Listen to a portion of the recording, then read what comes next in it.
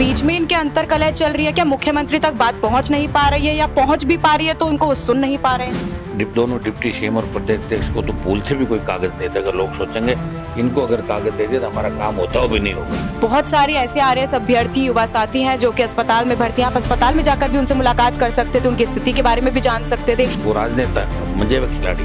मंजे हुए खिलाड़ी की आपने बात करी, मंजे हुए खिलाड़ी तो आप खुद भी हैं और वो भी हैं।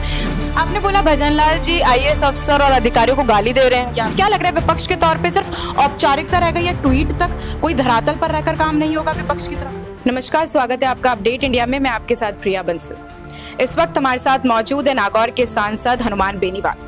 जिस तरीके से उन्होंने हमेशा बेबाकी से युवाओं के मुद्दों को उठाया है, आम जनता के मुद्दों को उठाया है, और उसी को लेकर आज हम कुछ ऐसे मुद्दे भी हैं जिनसे बात करने वाले हैं। जिस तरीके से आरएएस भर्ती परीक्षा को पोस्टपोन कराने को लेकर काफी लंबा समय हो गया है, प्रदर्शन कर रहे हैं युवा, भूखे प्यास से तपती दोपहरी में गर्म हवाओं के बीच में परेशान हो रहे हैं। सरकार कहीं ना कहीं सुन ही नहीं रही है। विडंबना ऐसी हो गई है युवाओं के बीच में कि ना परीक्षा दे पा रहे हैं, ना वह बैठ पा रहे हैं, ना उठ पा रहे हैं। ऐसी हालत कर दी है। देखिए, आरएएस मेंस को आगे बढ़ाने के लिए जो नौजवान आंदोलन करें राजस्थान विश्वविद्यालय के मुख्य द्वार पे, इसके अंदर बीजेपी का विद्यार्थी परिषद संगठन भी शामिल है और 2 मुख्यमंत्री, भाजपा प्रदेश अध्यक्ष, 40 से ज्यादा विधायक एग्जाम पोस्टपोन कराने के रिकमेंड कर चुके हैं। बीजेपी के प्रदेश अध्यक्ष खुद ये कह चुके कि एग्जाम पोस्टपोन हो जाएगा। बच्चों को आश्वासन दे दिया, मिठाई खिला दी, दोनों मुख्यमंत्री कह रहे हैं। और हमने इस आंदोलन के अंदर वहाँ जाना उचित इसलिए नहीं समझा विश्वविद्यालय के मुख्य द्वार पे कि मेरे जाते कहीं पॉलिटिकल इशू दूसरा नहीं हो जाए, बच्चों का हित नहीं हो जाए। क्यों क्रेडिट का झगड़ा हमेशा रहा राजस्थान के अंदर, ये दुर्भाग्य राजस्थान का। लेकिन उनकी पार्टी के ही इतने नेता, मंत्री और अध्यक्ष के कहने के बावजूद एग्जाम पोस्टपोन नहीं होना चिंता का विषय। आज नौजवान ये जो एग्जाम दे रहे हैं बच्चे, ये मेरे पास मेरे आवास पे आए थे। 15-20 छात्र छात्र हैं और उनके सामने मैंने चीफ सेक्रेटरी से बात की दूरभाष पे, आरपीएससी के चेयरमैन से बात की, दोनों उप मुख्यमंत्रियों से बात की, और मैंने आपके जो दूसरे नेता है उन लोगों से भी बात की कि भाई आप लोगों ने कमिटमेंट किया, प्रयास किया, कई सांसद विधायकों से बात की जो इससे लगातार लगे हुए हैं, तो आखिर कहाँ पे दिक्कत आ रही है एग्जाम इनका पोस्टपोन होने से। और बात इनकी वाजिब इसलिए है कि 23 के इंटरव्यू अभी बाकी है और 23 की प्रक्रिया पूरी होने के बाद 24 एग्जाम आप करो। आरपीएससी अभी भी भ्रष्टाचार का अड्डा है। सिर्फ चेयरमैन आपने नया सुलझावार ईमानदार व्यक्ति भेजा है, मेंबर वो के वो बैठे हैं जिनमें कई जातिवादी कीड़े हैं, और दूसरा जो सिस्टम है वही कर्मचारी, वही अधिकारी। तो कैसे आप इनको बदले बिना कैसे करा रहे हो? आप रुक जाओ, एक बार पहले चेंज करो आप इसका। हमने भी प्रधानमंत्री समय मांग रखा है, हो सकता है कुछ दिल्ली से हल निकले। तो बच्चों की मांग वाजिब है। फर्स्ट ग्रेड के बच्चे भी जो आंदोलन कर रहे हैं उनकी मांग भी वाजिब है। कुछ समय उसका नेट का शायद एग्जाम है यूजीसी नेट का, तो उनके भी एग्जाम आगे बढ़ने चाहिए। तो ये 2 तरह से आंदोलन चल रहा है। क्योंकि फर्स्ट ग्रेड के बच्चे हमारे पास भी 2-3 बार धरने पाए थे और हम हमारी तरफ से प्रयास भी कर रहे हैं कि बच्चों को इस तरह तपती धूप में नहीं बैठना पड़े। हम तो खुद उनके साथ 55 दिन से तपती धूप के अंदर बैठे रहे। हम वही बात बीजेपी को याद दिला रहे जिसको लेके भारतीय जनता पार्टी सत्ता के अंदर आई थी, एसआई भर्ती रद्द करने और आरपीएससी के पुनर्गठन और पेपर लीक की घटनाओं को लेकर। प्रधानमंत्री जी कह के गए कि पेपर लीक करने वाले जो बदमाश थे, पेपर माफिया को पाताल से भी खोज लूंगा। इसलिए हमने पीएम से टाइम भी मांगा, हमें अभी समय नहीं मिला। आज कल के अंदर जो भी मैसेज वहां से आएगा और जो भी मिलेगा हम आपको बताते हैं। ये सरकार क्या ऐसी होती जा रही है कि आश्वासन पे आश्वासन देती रहेगी? क्योंकि आपने खुद ने भी कहा और हमने भी देखा कि 40 विधायकों ने समर्थन दे दिया, दोनों डेप्यूटी सीएम ने समर्थन दे दिया, बीजेपी प्रदेश अध्यक्ष ने साफ कह दिया है कि इस भर्ती परीक्षा को पोस्टपोन करेगी। जब सब लोग साथ है, मंत्री किरोड़ी लाल मीणा ने भी कह दिया, आज की बात करें तो सब लोग जब साथ है तो कहाँ पर ये पूरा फैसला अटका हुआ है? क्या बीच में इनके अंतर कलह चल रही है? क्या मुख्यमंत्री तक बात पहुंच नहीं पा रही है, या पहुंच भी पा रही है तो उनको सुन नहीं पा रहे हैं? देखिए, प्रेमचंद बेरवा तो सुबह मुख्यमंत्री के पास जाके आए और जाके आने के बाद उन्होंने बताया कि मैं सीएम से मिल के आया हूँ। दूसरी तरफ डॉक्टर साहब कह रहे हैं सीएम अहमदाबाद गए। अब पता ही नहीं कौन क्या है, इनके पास सूचना भी सही है गलत है। हम तो इसमें कंफ्यूज में हैं कि सीएम अहमदाबाद है कि जयपुर के अंदर है। उप मुख्यमंत्री तो कह रहे हैं मैं मिल के आया घर पे, और किरोड़ी लाल जी बच्चों को कह रहे हैं कि वो तो अहमदाबाद गए, वापिस आएंगे जब मैं बात करूंगा। जब मतलब इनके मिनिस्टर को, इन लोगों को पता ही नहीं कौन क्या कह रहा है, तो आप इससे अंदाज लगा सकते हो कितना अंतर कले होगा, कितना जबरदस्त अंतर कले होगा। और मुझे तो लग रहा है कि सब कुछ जो सर्वे सर्वा है वो भजनलाल जी है और दूसरा शिखर अग्रवाल है। ये बस दो ही लोगों की चल रही राजस्थान के अंदर। चीफ सेक्रेटरी को अलग थलग करके बिठा दिया और प्रदेश अध्यक्ष को तो मुझे लग रहा है सीरियस ही नहीं ले रहे कोई, जो स्थिति प्रदेश अध्यक्ष की बनी। बताओ, बोलने के बाद आप प्रदेश अध्यक्ष ने कह दिया, इससे बड़ी बेइज्जती क्या होगी। और अगर एग्जाम पोस्टपोन नहीं हुआ तो इन 40-50 विधायक और इन मंत्री, दोनों डिप्टी सीएम और प्रदेश अध्यक्ष को तो भूल से भी कोई कागज नहीं देगा। लोग सोचेंगे इनको अगर कागज दे दिया तो हमारा काम होता हो भी नहीं होगा। ये स्थिति इनकी विचारों की हो जाए। क्यों भजनलाल जी अपनी पार्टी का सत्यानाश करने में उतरे? उनको सोचना चाहिए। और हमने इस आंदोलन में इसलिए भाग नहीं लिया कि हमारे जाते ही वही क्रेडिट की लड़ाई हनुमान जी के पहुंच गए, नहीं होना चाहिए। और आंदोलन करने वाला भी विद्यार्थी परिषद संगठन है, जो बीजेपी का सबसे छात्र संगठन है, बीजेपी के लिए जो काम करते हैं बच्चे। दुर्भाग्य इस बात का कि उसके बावजूद अगर नहीं कर रहे हैं तो कहीं न कहीं इनका आपस में जबरदस्त अंतर चले। और इसको लेकर हम 2-3 दिन से बात भी करेंगे, भाई इसका करना चाहिए। आज भी मैंने मेरी तरफ से बात की और प्रयास करूंगा। अगर बच्चे कहेंगे कहीं रात को चलना, दिन में चलना, उनके साथ चल पड़ेंगे। हमारा मकसद है कि अब बच्चों को इस तरह परेशान नहीं करना चाहिए। वो मेंटली बहुत ज़्यादा परेशान भी हो चुके हैं, क्योंकि उनको कह दिया कि आपका एग्जाम पोस्टपोन हो जाएगा। और तो कई तो मस्त हो गए, खुशी मनाई कई लोगों ने, लेकिन अब कह रहे हैं आप जाओ तैयारी करो। कह रहे प्रदेश अध्यक्ष ने ये कहा कि अब जाओ तैयारी करो, टाइम मत खराब करो। ये काम बच्चों को, वही बात चल रही है कि बातें कंफ्यूजन इतनी क्रिएट कर चुकी है बच्चों के अंदर। कहीं ना कहीं जो युवा हैं वो परेशान होते हुए नजर आ रहे हैं। लगातार ऐसे भी युवा हैं जो भर्ती हो रहे हैं अस्पताल के अंदर, 5-5 दिन से परेशान हैं, 5-5 बार एडमिट हो चुके हैं। और कहीं ना कहीं ऐसी स्थिति भी बन रही है कि अब एडमिट कार्ड भी जारी कर दिए गए हैं। एक तरफ से एडमिट कार्ड भी जारी हो गए हैं। 17-18 को एग्जाम की तिथि भी नजदीक है। 2 दिन के अंदर अंदर क्या लगता है कि कुछ हो जाएगा क्या? अब युवाओं की स्थिति साफ कर देनी चाहिए। मेरा ये मानना है कि युवाओं को स्थिति साफ कर दो और ये बता दो कि परीक्षा होगी कि नहीं होगी, जिससे कि युवा भी पढ़ने बैठ जाए। या युवा की अगर क्या आप क्या कहना चाहेंगे? देखिए, अदर जुल्म में नहीं लटकाना चाहिए ताकि बच्चे प्रिपेयर हो जाए। आज बोल दो, सीएम को वक्तव्य देना चाहिए एग्जाम पोस्टपोन नहीं होगा, ताकि बच्चा आज रात तैयारी करके 2 दिन अपने आप को एडजस्ट कर पाए। क्योंकि किसी भी सदमे से गुजरने के लिए आपको पता समय की आवश्यकता होती है। और एडमिट कार्ड होना कोई बड़ी बात नहीं। एडमिट कार्ड जारी होने के बाद भी एग्जाम पोस्टपोन हुआ है। मैं विश्वविद्यालय का अध्यक्ष रहा हूँ। एडमिट कार्ड जारी होने के बाद एक दिन पहले हम एग्जाम पोस्टपोन करवाते थे। सरकार के लिए कुछ भी, सरकार को तो खाली कहना, फुल कमीशन की जो आरपीएससी की बैठक है वो सही सोमवार को, तो एग्जाम चालू हो जाएंगे आपके 17 तारीख से। तो 16 को हो सकता है फुल कमीशन की बैठक के अंदर भी निर्णय ले। सरकार को एग्जाम पोस्टपोन करना चाहिए। भजनलाल जी खुद कंफ्यूज है और पूरे राजस्थान को कंफ्यूज कर दिया इन्होंने। अब पता ही नहीं चल रहा कि आज भी जाएगा। इधर जाओ तो आप नाराज हो, वहां तो क्यों गया, और खुद के पास जाने का कोई रास्ता नहीं। तो सारा मंत्रिमंडल कंफ्यूज हो गया, विधायक कंफ्यूज हो गए, पता ही नहीं किसकी चल रही है। और जो मैं बात कहता हूँ वही सही है कि यहाँ किसी की नहीं चली, पोपा भाई का राज है राजस्थान का। ये तो मैंने बोला ही था। राजस्थान यूनिवर्सिटी ने आपने बोला कि मैं राजस्थान यूनिवर्सिटी इसलिए नहीं गया क्योंकि एक पॉलिटिकल मुद्दा बन जाएगा, क्रेडिट की तो लड़ाई चल रही है।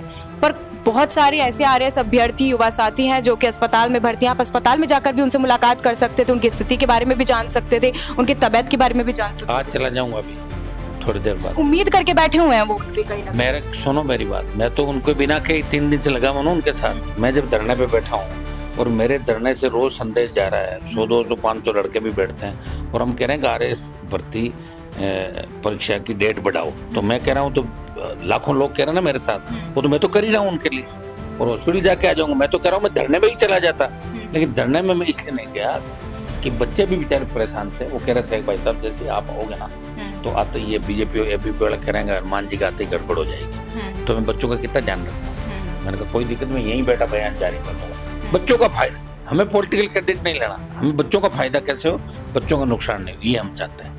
आज मंत्री किरोड़ी लाल मीणा से पूछा गया एक सवाल कि जब आपने महापंचायत की थी एसआई भर्ती को लेकर, काफी संख्या में वहां पर लोग उपस्थित हुए थे, आपने कहा था कि किरोड़ी लाल मीणा वहां पर नहीं पहुंचे। जब आपसे भी प्रश्न पूछा गया तो आपने कहा किरोड़ी लाल मीणा नहीं आए थे, हमने बोला था उनको आने के लिए। लेकिन आज उन्होंने ये बयान दिया कि हमें अगर बुलाया गया होता तो हम जरूर आते, क्योंकि ऐसा ही मुद्दा हमेशा से हमने उठाया है, लेकिन आपने उनको न्योता ही नहीं दिया वहां बुलाने का, उन तक ये बात ही नहीं पहुंची। कहाँ पे? महापंचायत जो करवाई थी आपने वीटी में, वीटी रोड पर। तो वो तो आपको आपके मार्ग पर दिया था। मैंने कहा ना मीडिया के मार्ग पर न्योता कैसे देते हैं। जब वो मेरे धरने पे आए, मुझे नहीं कहा, धरना हनुमान बेनीवाल का आरएलपी पार्टी का था, ये आप भी जानते हैं, धरना मेरा ही था। मेरे को कह के आते तो 100-200-500 की भीड़ एक्स्ट्रा होती, मेरे से बात करके जाते, चाय पिलाता, डॉक्टर साहब को जूस पिलाता, और मेरे साथ बहुत सड़कों पर लड़े।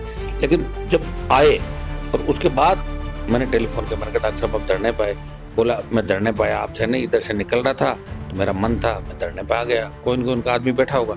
उस समय डॉक्टर साहब को ये लग रहा था कि एग्जाम 2 दिन बाद पोस्टपोन हो जाएंगे, तो क्रेडिट कहीं ऐसा नहीं हो मेरी चूक हो जाए तो मैं ग्राउंड काट के आ जाऊँ धरने। वो अपनी जगह सही थे, पॉलिटिक्स यही कहती है, वो राजनेता मुझे वो खिलाड़ी है। लेकिन जब मैंने मीडिया के माध्यम से आह्वान किया कि मैं डॉक्टर साहब को मीडिया के माध्यम से आमंत्रित कर रहा हूँ कि डॉक्टर साहब आप आओ और मेरी रैली के अंदर आके और आप मेरा ज्ञापन लो, और फिर मैंने टेलीफोन किया डॉक्टर साहब खुद, मैंने कहा आपको आना चाहिए रैली के अंदर या आसपास, तो हम आपको बुला लेंगे। ये मैंने बोला उनको, इससे ज्यादा आमंत्रित कैसे करूं? मेरे घर पे शादी थोड़ी जो कार्ड लेके जाता उनके घर पे। उन्होंने तो बोला आपने उन्हें बुलाया ही नहीं, अगर बुलाया होता तो युवाओं के हित के लिए मैं क्यों नहीं आता? कॉल रिकॉर्ड मंगवा लो, उनको बोल दो उस दिन के मिल जाएंगे आप। मैं कभी झूठ नहीं बोलता। डॉक्टर साहब मेरे मंत्र है, डॉक्टर साहब बड़े खिलाड़ी हैं। वो तो मुझे छोड़ के चले गए थे, मुझे सड़क पे बैठा बोला कि वसुंधरा जब कभी बात नहीं, लड़ाते मुझे बोला खाना खाओ तो मैं आ रहा हूँ उनके ही घर पे। और मैं जब खाना खा के मुझे मैसेज आएगा आप मेरी गाड़ी छोड़ देंगे, मैं विधानसभा गए थे, मैं बीजेपी ज्वाइन कर ली। इससे ज्यादा क्या हो सकता है बताओ? मैं ये नहीं कह रहा हूँ, ये उनकी पॉलिटिक्स है, उनके मेरे से कोई फर्क नहीं पड़ता और मेरे उनसे कोई फर्क नहीं पड़ता। वो मीणा बेल्ट के अंदर जाट कम है और जाट बेल्ट में मीणा कम है, तो वो हमेशा इसी बात को, इसलिए वो थर्ड फंड जब बना था बात चली, घनश्याम जी वो और हम एक कमरे के अंदर आए, हमने कहा सीएम का झगड़ा तो बाद में हो जाएगा, सीएम कौन बनेगा, पहले तीनों मिलकर लड़ लो। डॉक्टर साहब मैंने कहा आप और घनश्याम जी सीनियर हो, पहले आप बन जाना दोनों, उसके बाद देख लेना, हमें तो गरे बरे ये भी उससे काम चला लेंगे, लेकिन लड़ाई तो साथ लड़े ताकि इस तरह के हालात तो चले गए। बीजेपी में छोड़ गए, घनश्याम जी भी चले गए। आपने तो देखा है अभी कौन सी पार्टी में डॉक्टर साहब, चलो आपसे सवाल कर रहा हूँ, भारतीय जनता पार्टी में है, तो फिर मैं तो वही हूँ ना, जहाँ था वहीं से पार्टी बना के लड़ रहा हूँ सड़कों पे। ये मुद्दा डॉक्टर साहब का था, ऐसा ही भर्ती मामला इन्होंने उठाया, लेकिन जब बच्चे मायूस हो गए, जब इनको डरने की परमिशन, इनको पकड़ा तकड़ी चालू हो गई, तब मैं इनके बीच आया। आने के बाद मैंने इस मुद्दे को जिंदा किया और बच्चों को सब लगे जगह लेके चल गया। डॉक्टर साहब कहीं नहीं ले गए, इनको किसी मंत्री से भी नहीं मिलाया होगा। मैं गवर्नर के पास लेके गया, रैली जो 1 लाख की उस सब बच्चों के संबोधन हुए। हमें प्रधानमंत्री समय मांगा है, जहाँ भी समय प्रधानमंत्री गृह मंत्री जो भी देते हैं क्या उनका होता है, तो वहाँ मैं लेके जाऊँगा सबको, और उसके अंदर सिर्फ मैं ही एक होऊंगा, बाकी सारे छात्र होंगे सारे के सारे। तो डॉक्टर साहब ये गलत करें, मैंने उनको आमंत्रित किया था और मीडिया के माध्यम से आमंत्रित किया था, वो तो सारी मीडिया थी, आपको पता है, मैंने आमंत्रण दिया, उसके बाद टेलीफोन भी किया, मैंने कहा आपको वहाँ पे आना चाहिए, और कम से कम रैली में आप मंत्री होने के नाते अगर संबोधन नहीं दो तो आप आसपास रहना मानसरोवर के अंदर, जहाँ हम कोई बात करें तो आपको हम समय पे बुला लें। तो ये उस हिसाब से भी आ सकते थे कि भाई हनुमान जी की 1 लाख के जो ये कूच है उसको मैंने रोका जाएगा, तो इनका तो कद बढ़ता उल्टा। हमने दोनों बहुत आंदोलन साथ किए सड़कों पर, तो गलत कह। मंजे हुए खिलाड़ी की आपने बात करी, मंजे हुए खिलाड़ी तो आप खुद भी हैं और वो भी हैं, पर अब कुछ हो नहीं पा रहा है। ऐसा ही भर्ती में भी आप पिछले 55 दिनों से प्रदर्शन कर रहे हैं, आंदोलन कर रहे हैं, आप भी भरी गर्मियों के बीच में तप रहे हैं, बैठ रहे हैं। वहाँ बात करें मंत्री किरोड़ी लाल मीणा की, वो भी आश्वासन देते हैं चले जाते हैं। आज की बात करें तो उन्होंने आश्वासन दिया कि मैं एक बार बात करूंगा मुख्यमंत्री से, मुख्यमंत्री जी यहाँ पर हैं नहीं, 2 दिन बाद परीक्षा का समय निकल जाएगा, युवाओं के साथ वही होगा जो आज तक होता है। क्या कहना? देखिए मैं आपको क्या करूं, 55 दिन हो गए लेकिन मैं हिला नहीं हूँ यहाँ से। मैंने आपको क्या कहा कि ये एग्जाम रद्द करा के ही यहाँ से उठूंगा। प्रधानमंत्री से मैंने समय मांगा है, जहाँ भी अगर उनका समय मिले या वो किसी और प्रधानमंत्री कह दे भाई फलां मंत्री से मिलें या ये करें, वो जो भी उनका मैसेज आएगा उसके बाद हम उस बात को करेंगे। अगर समय नहीं दिया तो दिल्ली कूच होगा, ये हमने पहले कह दिया। ये आप अंतर समझते हैं, धीरे धीरे आपको अंतर समझ में आ जाएगा। और मैं मजा हुआ खिलाड़ी इसलिए नहीं हूँ कि मैंने कभी मंत्री पद का मजा नहीं चखा, चाहता तो दिल्ली में चख लेता। यहाँ पे डॉक्टर साहब मेरे से पुराने खिलाड़ी, डॉक्टर साहब तो हम यूनिवर्सिटी में राजनीति करते जब वो नेता थे, MLA थे उस समय। डॉक्टर साहब असली पॉलिटिकल व्यक्ति, लेकिन उनकी चाहत है वो बड़ी है, वो उनको नहीं मिल रहा। वो CM बनना चाहते हैं, उनको मिनिस्टर बनाकर आधा अधूरा डिपार्टमेंट दे दी, उससे वो संतुष्ट नहीं है, सही बात है। लेकिन वो बच्चों के लिए, किसान के लिए लड़ना चाहते हैं, इसमें कोई दो राय नहीं। लेकिन वो अपने साथ चलते चलते भी साथ वाला की बैठंगा लगा देते हैं। ये आदत, जैसे मेरे लिए कह रहा ना कि मुझे आमंत्रित नहीं किया था ना मैंने आमंत्रित, तो उनको ध्यान रखना चाहिए कि आपके सुख दुख में सड़कों पर कौन आपके साथ था। ये किरोड़ी लाल जी को हमेशा याद है। एक हनुमान बेनीवाली था जो किरोड़ी लाल जी के साथ सड़कों पे रात और दिन घूम रहा था, जो उनके साथ हर समय साई की तरह खड़ा था।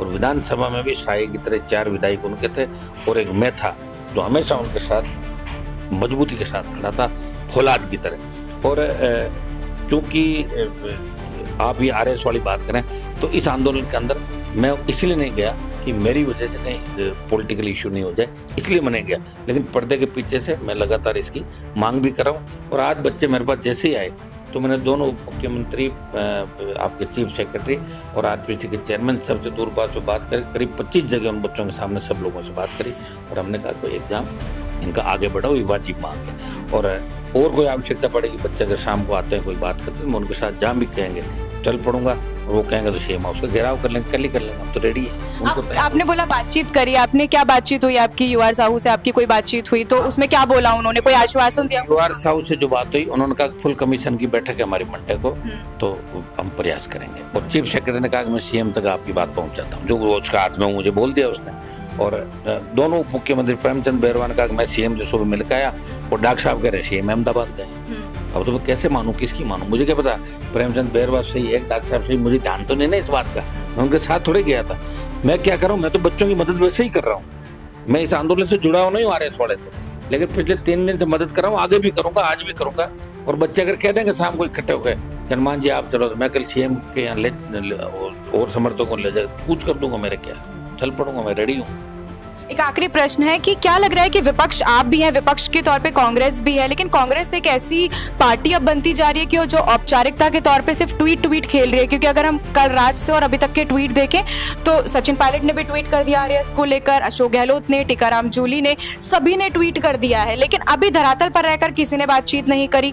कोई अभ्यर्थियों से मिलने कोई नहीं आया, वो अभ्यर्थी जो अपनी जान को जोखिम में डालकर तपती दोपहरी में बैठा हुआ है, किसी को आश्वासन देने, कोई बातचीत करने नहीं आया। क्या लग रहा है विपक्ष के तौर पे सिर्फ औपचारिकता रह गई या ट्वीट तक कोई धरातल पर रहकर काम नहीं होगा विपक्ष की तरफ से? विपक्ष है कहाँ, ये तो मिले में दोनों दल, और मैं क्या आरोप लगा रहा हूँ। और राजस्थान की ऐसी परंपरा नहीं, फिर वही हिस्ट्री पे बात चली जाएगी। मैं ये कह रहा हूँ राजस्थान में लड़ने का इतिहास नहीं रहा भाई। कांग्रेस ने बीजेपी से सांठगांठ करी और बीजेपी ने कांग्रेस, गहलोत वसुंधरा का गठबंधन था।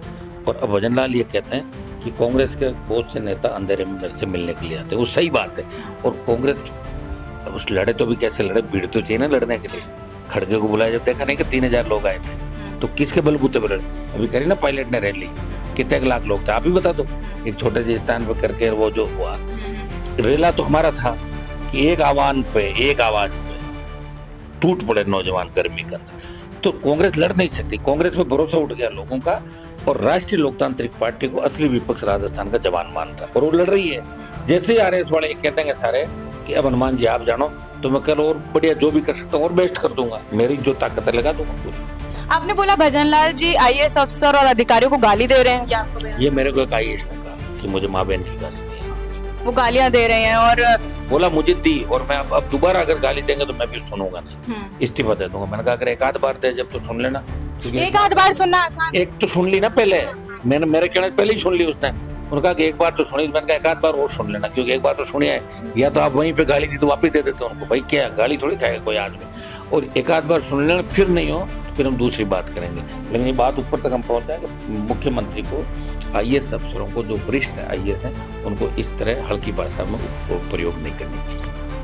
तो ये थे हमारे साथ नागौर से सांसद हनुमान बेनीवाल। इन्होंने बताया कि ये आरएएस भर्ती परीक्षा पोस्टपोन करवाने के लिए हमेशा समर्थन देंगे और तमाम मुद्दों पर हमने इनसे चर्चा करी। मैं आपके साथ प्रिया बंसल, कैमरामैन जावेद के साथ जयपुर।